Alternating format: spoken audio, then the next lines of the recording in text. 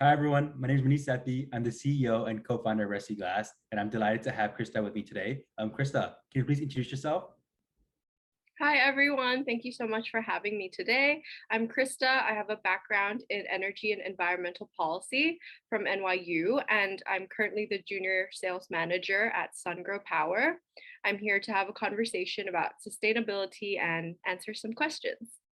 That's amazing. And we're calling this little concept called Sustainability Insights in Thailand. So the first question I have for you, Krista, is can you please talk a bit about your roles in energy corporations in Thailand and what some of the work entails? Mhm. So some of the work that I do is developing and expanding SunGrow's market share in the solar energy sector in Thailand with utilities, EPCs, project developers, and engineering firms. Another thing is to grow sales and revenue year on year. Also identifying and closing opportunities by following up on leads, establishing relationships using digital disruption and communication. So for me, I believe that I'm creating change and making an impact by contributing towards increasing renewable energy and sustainability in Thailand. That's amazing. And can you please talk a little bit about what sustainability and environmental policy in Thailand currently looks like? Mhm. So Thailand's renewable energy target is 30% for electricity by 2036. This is up from 25%. Now it's 30%. I think it's quite an ambitious goal. However, it's achievable.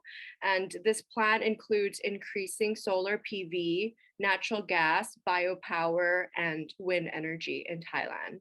So in terms of environmental policy, the Thai government is incentivizing the private sector to invest in solar rooftop through subsidies, offering to buy back electricity, and also the Thailand Board of Investment BOI is offering an 8-year tax reduction for companies that are investing into renewable energy. So I believe that we are taking a step in the right direction to reducing our emissions and becoming close to carbon neutral as much as possible.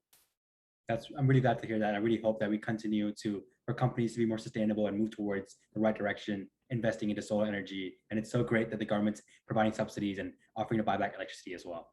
The third question I have for you, Krista, is what is sustainability to you and what does it look like? So for me, sustainability means something that is long lasting and it will sustain itself. So the ability to sustain itself. It's such a broad question. So I'm just gonna break it down into 3 points. So firstly, since I'm in the energy sector, I'll answer in terms of renewable energy. So something that is sustainable is harnessing energy from natural resources. So for example, the sun and the wind. I think this exemplifies sustainability because we're using natural resources.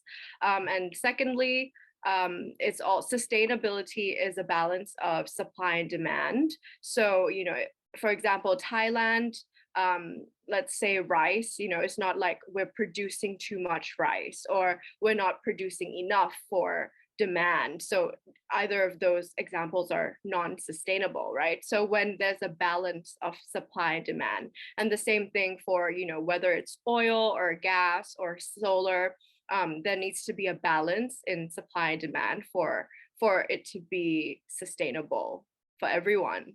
And then the third definition I would say is a system that will last generations to come.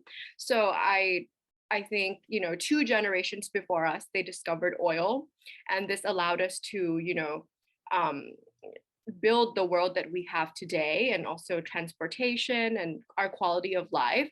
However, now we're realizing that burning oil and gas is creating carbon emissions. So, now we've discovered like sun and wind. So I believe that we have the responsibility to create a sustainable system for the next generation and onwards. Yeah. That's super interesting. What's it called? I really love how you broke it down to 3 concepts. And I was particularly fascinated about the idea of demand and supply. Again, it's all about balancing it out, right? Everything, I guess, with business and in life to some extent, it's all about balance and using resources efficiently and effectively. That's really cool. Hmm. And just bring me to the next question. COVID has dramatically transformed the way we've lived our lives and affected our personal life and our business life. How do you think COVID has impacted sustainability around the world? Right. So, in terms of like business, COVID has negatively impacted all businesses. This is undeniable. However, if we look at the environment, COVID has been actually been good for the environment because as the world kind of stopped all of 2020, we've stopped driving, we've stopped taking airplanes, and then this directly, leads to decreasing carbon emissions. And during this time, trees are growing and animals are thriving. And mainly, factories producing less, so there's less carbon emissions. And I really believe that while people were stuck in their apartments, we had a lot of time to reflect and realize and learn more about sustainability on our own, for people who are in the industry and for people who are not. And we start to question, like, where does our food come from, where do our clothes come from, and is it sustainable? And I'm hopeful and that although businesses are starting to run again and things slowly in different parts of the world are starting to reopen at different times, people are now more conscious, and we've raised more awareness. So I'd like to share an example is that about a year ago, my mom bought a compost bin. And I was quite surprised because I was like, oh, I'm supposed to be the sustainable one here. I didn't know like she was into it as well. So what it does, a compost bin is basically the food waste from our house. You put it in the compost bin and you can put it in the soil and it becomes soil. And then we grow our own limes, bergamot, and basil from this soil, which then we eat at home. So I think this is a great example of sustainability because, there's food waste, but then we turn it into something that is valuable and we can eat in the home. So yeah, it's very interesting to see that it's not just our generation that's caring about the environment. Like, for example, Greta Thunberg, who is very vocal about her opinions, but also to see the generation before us, like, for example, my mom, who, is trying to make an effort and do something, take action in our house.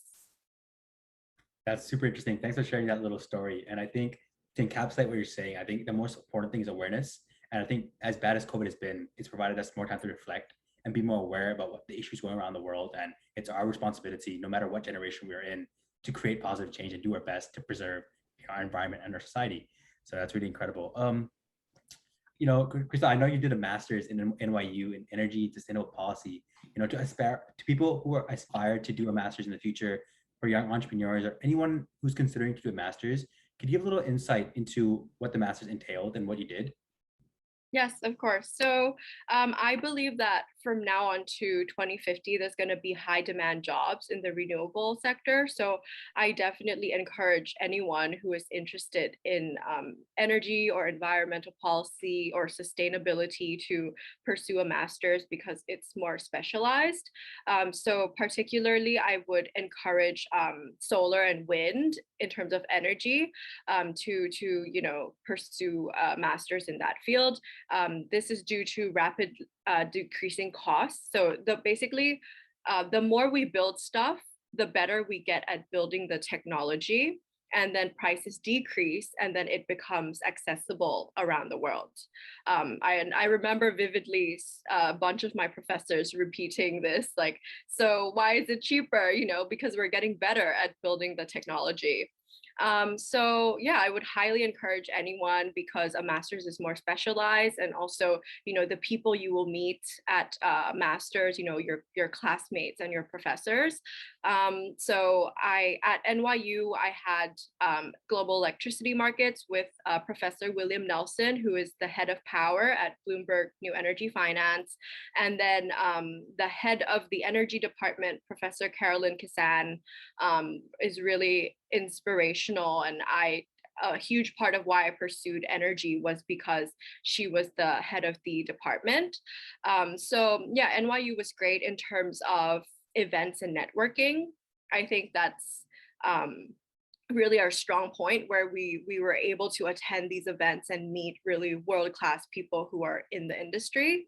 I also completed my master's thesis, which was a capstone project under the supervision of Rob Cassidy, who's the senior marketing manager at Saudi Aramco in New York. My thesis was titled Saudi Crude Oil Solution to Asia's Energy Demand Growth and Emissions Reduction Goals. I was focusing on emerging Asia, which is comprised of China, India, Indonesia, Thailand, and Vietnam. And so it's essentially about why clean oil is kind of the solution to growing developing countries in Asia, as you know, these countries are building their economies.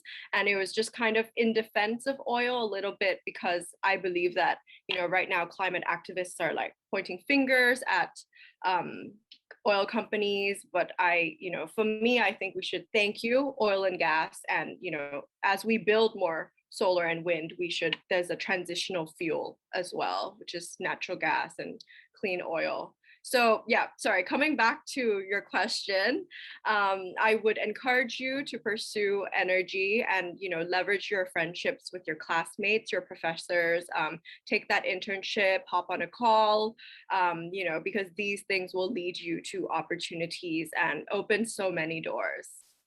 That's very insightful. Thank you so much for sharing that. So if anyone who's, you know, aspiring to do a master's degree, this is your push to go forward, and, you know, you'll learn so much. And like you said, you'll network with new people. I myself is considering doing a master's, and now I'm looking into energy sustainable policy as well. I have last two questions. The first one is, how can a younger generation like myself, you know, learn more about what's going on and get up to date with what's going on in the world in terms of sustainability? Mm-hmm. So some useful sources for energy and green trends, definitely Bloomberg. There's also Bloomberg Green and Bloomberg Opinion. There's CNBC, Business Week. I also really like Green Tech Media, and get yourself on a mailing list. So for example, I'm on oil price intel. So every few days I get an email and there's like an update about, you know, what's happening in the energy world, and like there's a wind project in UK or, you know, New York. And I'm also on the mailing list for the New York Energy Forum. So that's how I attended those events when I was in New York. Other sources for politics, I would say foreign policy is very good, and also on politics. In terms of sustainability, I would say UNDP and all of the UN organizations. The World Economic Forum is also really great. Amazing. Thank you so much for sharing that. We'll find a way to, you know, communicate this with our audience so they can find a way to keep active as well. And I myself will also be more active and do my best to keep up to date on what's going on around the world. This brings me to my last question, Krista. Are there any passion projects that you're currently working on? And if so, could you elaborate on that, please? Yes, so I just started a passion project. It's a hat brand called No After Party. And the theme is basically we launch a collection each month. So the first theme was a party theme. The second one, which is happening now, is the carbon theme. So I have 4 hats in 4 different colors. One is oh yeah, one is carbon neutral, there's carbon offset, there's net zero 2050, and reforestation. So the purpose is really to just bring awareness, right, to environment and sustainability. And the next step is just to kind of source an organic cotton and make sure that my products are as sustainable as possible. So check it out on Instagram. We're noafterparty.th.